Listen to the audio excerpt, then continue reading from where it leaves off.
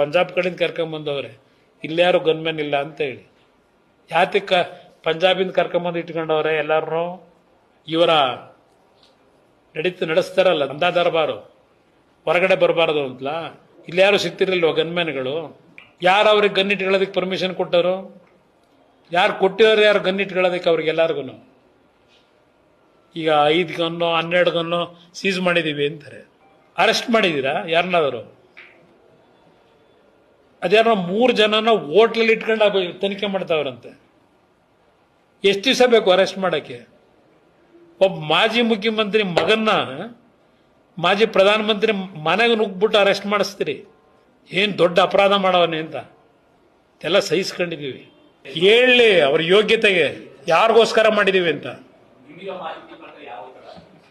ನಾನು ಹೇಳ್ತಾ ಇದ್ದೀನಿ, ಸತ್ಯತೆ ಹೊರಗೆ ಬರಲಿ.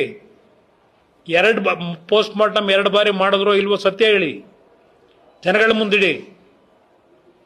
ಯಾವಾಗ ಸಿಕ್ತು ನಿಮ್ಗೆ ಗುಂಡದು? 2ನೇ ಬಾರಿ ಸಿಕ್ತು? ಮೊದಲನೇ ಬಾರಿಗೆ ಸಿಕ್ತು?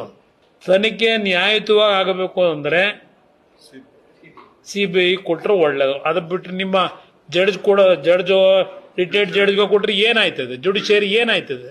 ಏನೂ ಆಗಲ್ಲ. ನೋಡಿಲ್ವಾ ಇಲ್ಲಿ 11 ಜನ ಸ್ಟ್ಯಾಂಪ್ ಹಿಡ್ದು, ಒಂದು ಕಡೆ ಮ್ಯಾಜಿಸ್ಟ್ರೇಟ್ ತನಿಖೆ, ಇನ್ನೊಂದು ಕಡೆ ಅದು ಯಾರೋ ದೊಡ್ಡ ಇವ್ರ ತನಿಖೆ ನಡೆಸಿ ಏನ್ ಮಾಡಿದ್ರು?